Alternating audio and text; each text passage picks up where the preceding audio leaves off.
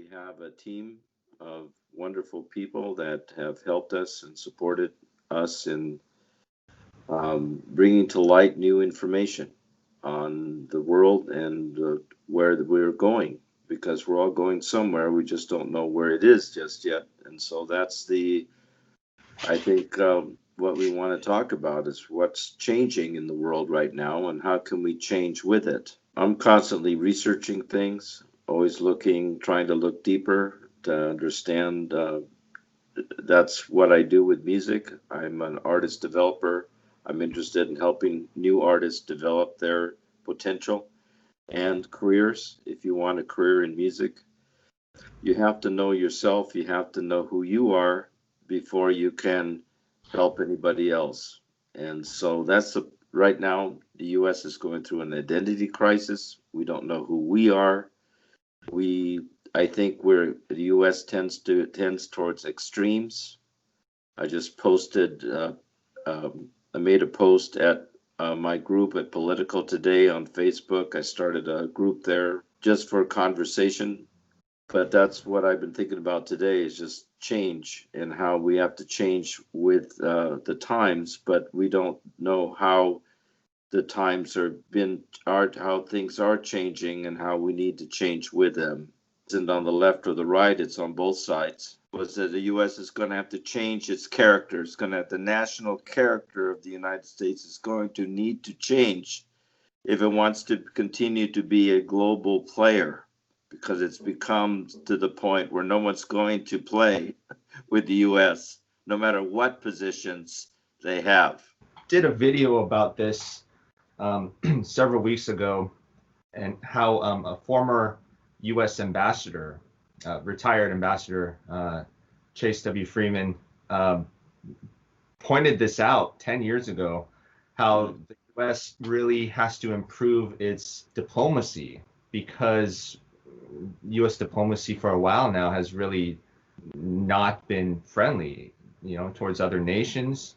The U.S. has really done a poor job of maintaining positive relations with other nations.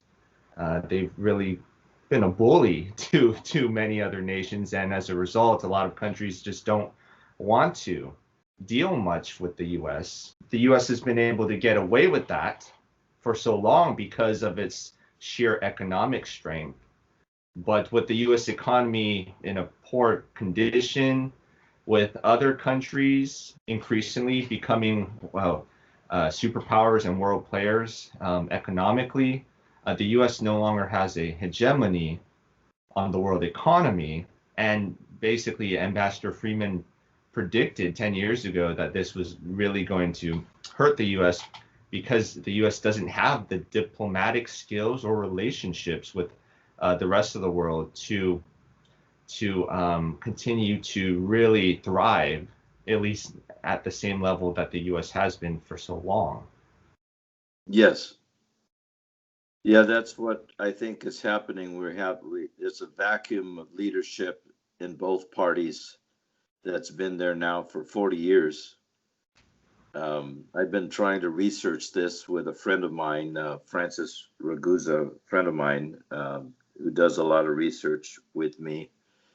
And I personally think it goes back to Jimmy Carter's presidency and the rise of the Trilateral Commission. Brzezinski, Carter had people that were on the Trilateral Commission. I understand 3/4 of his administration were members of the Trilateral Commission.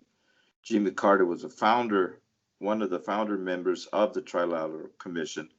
And so we see that there were certain changes taking place during his administration where different forces were coming together, where our sort of aggressive U.S. policies, aggressive but covert U.S. policy began. And so what's happened is that the Democrats are just as aggressive as the Republicans on the world stage, or just as bad, if you will, but it's not evident because they're more covert in how they operate and function. But it's still the same effect, is that we're not really tempering by identifying our role in the world we're just kind of bullying our neighbors, and we're just acting, instead of diplomacy, we're acting through domination. And means of dominating our neighbors is how we uh, base our policies. This is just as true as Donald Trump as it is for Democrats. So I don't like Donald Trump any more than I like Democrats. It's the same problem, same issue. It's just different faces. This idea of American exceptionalism is literally the belief Americans are better than other people around the world. And it's going to come back to haunt America big time, I think. Yeah. Well, I've been doing some research lately. Where did that come from? Where did American exceptionalism that came from? How did it originate? And you see there the belief that you are exceptional, meaning that you are better than your neighbor. That also is part of the American history. From what I've